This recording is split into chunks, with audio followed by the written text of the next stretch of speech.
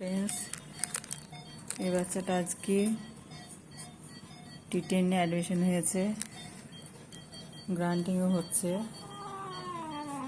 দেখা যাক, মনে হচ্ছে সিপআপ দিতে হবে। আপনারা কি আমাকে একটু সহযোগিতা করছেন না? আপনারা সবাই একটু আমাকে সহযোগিতা করুন নতুন নতুন ভিডিও আপডেট করতে।